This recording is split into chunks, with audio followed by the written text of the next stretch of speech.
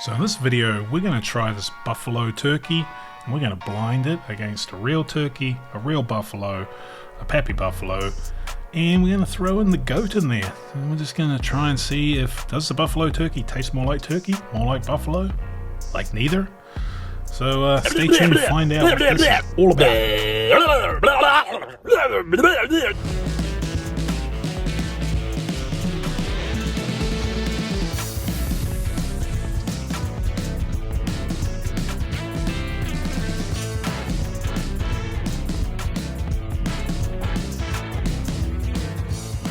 So, before we get started, I have to talk about this. So this one's mine. It is not opened, but I think it's going to get opened. My buddy brought over his one. It's a slightly different proof. Mine is 149.8. I think his was like 147 point something.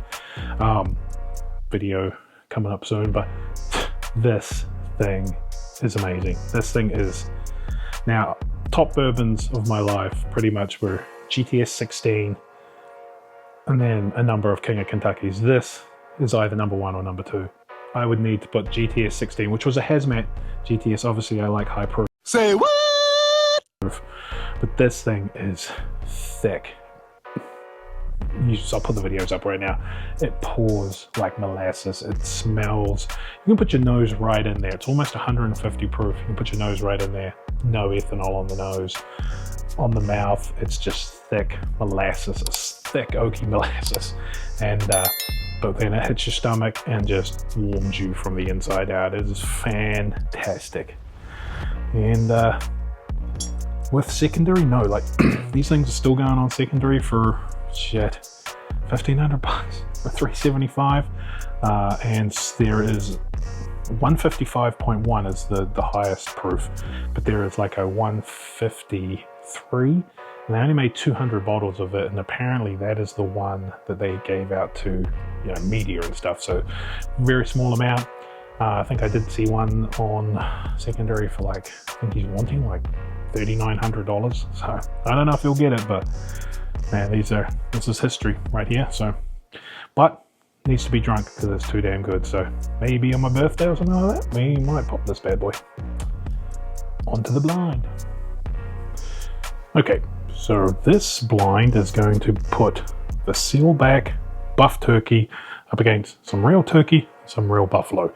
All 15 years, give or take, 15 years here and give or take 15 years on that. And for a little bit of oddball ones, the goat, 15 years, completely different profile. This thing is sort of a mystery, believed to be either Heaven Hill or Jim Beam. The contract distilled some stuff. It didn't get purchased, so they sold it on the market a couple of years ago. And this, well, sort of this Pappy15, just to throw it in there, get a little bit of buffalo traceness. Now, the story behind this is it is Buffalo Trace's yeast, Wild Turkey's mash bill. So basically, Wild Turkey got Buffalo Trace to distill some of their product 15 years ago. It was distilled at Buffalo Trace using Wild Turkey's mash bill and Buffalo Trace's yeast. This was just confirmed by Bruce Russell the other day on Mash and Drum. So we did this blind about a week ago almost, and it sort of pans out from what we found. So let's get into it. So both me and my buddy did this blind, and once again our results are the same. So very similar palette, but we also at the end of it, after ranking them, we tried to pick what was what. So the one that came in number 5, 1, 2, 3, 4, 5, can count, is the goat. Now this by itself is a fantastic bottle, but these are all ridiculously good bottles, and this one just stood out. It definitely had a funk. So my buddy that was doing it with me, he thought this was a sealback because he thought he was detecting a turkey funk. He had never had this before, and he'd never had the sealback, which gave me a bit of a leg up because I knew the sealback didn't have that turkey funk. But like I say, this being maybe Heaven Hill, maybe Jim Beam, I sort of leaning towards Heaven Hill. but contract distilled at a really random mash bill. So yeah, so his one, we basically gave it 68 and 75. This was our lowest score, came in last, but still, like I say, fantastic bottle by itself, just didn't stand up in this blind. Okay, so coming in fourth place was the Sealback. So basically the notes on this: crisp apple, fruit, oaky, crisp, light, bright. I actually thought this one, so I didn't know, right? Here's the thing. Two of these are very similar, and I suppose it makes sense, right? Two of them are very powerful.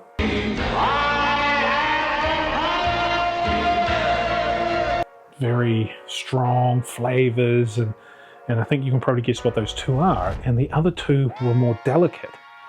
So I had a hard time between this one and, let's just be honest, the one that came in third, which was Pappy's 15. I couldn't really pick them apart. Like they're both very delicate. There's oak, there's age, you can detect it, but compared to the next two, these are powerful bourbons, and it's not the proof where, the proof is 122 on the Sealback. The Pappy's is a bit lower, so let's just get them all out here, right? So this came in fourth, this came in third, and like I say, surprisingly similar. And it makes sense to me now that this, and I was going to say this anyway, this is actually the yeast, right? I think because this is wheated and this is a rye bourbon, and I tell you what, this tastes more like this than it does either of these two by a mile. Now this is a single barrel.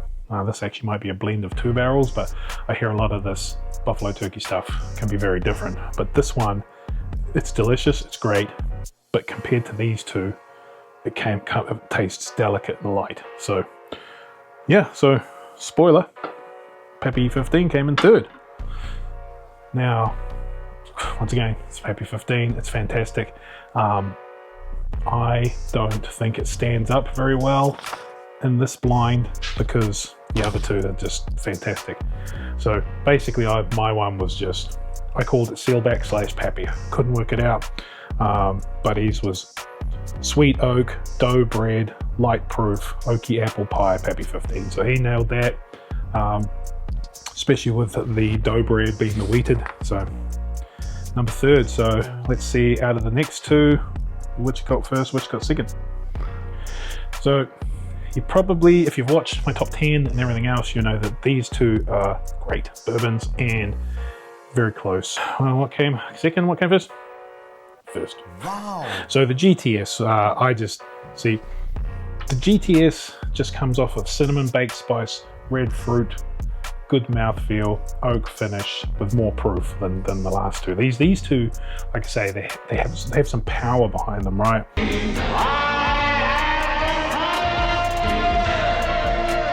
I just said that it was dark and oak and GTS, but and then the next one, Russell's Reserve 15, my note's pretty lame. It's just even darker, even longer finish. Now with Russell's 15, I get it. It's so dark, it's almost got like an earthy, it's almost to me like it's finished, like a slight wine finish, because it's so flavorful with these dark fruits. But yeah, so that was it. Totally, I think I was thinking maybe if you mix these two, you might get this one, but there's no way. There's no way. Like maybe if you mixed Russell's Reserve 10 with Buffalo Trace and aged it, like that's the sort of delicacy. These just two are bangers and powerful, great mouthfeel, heavily dark fruit type stuff, and this is just light. This batch at least is just light and fantastic. All these bourbons are fantastic. That's the order it came. Russell's, GTS, Pappy15, Sealback, and then the Goat. So yeah, pretty interesting blind there.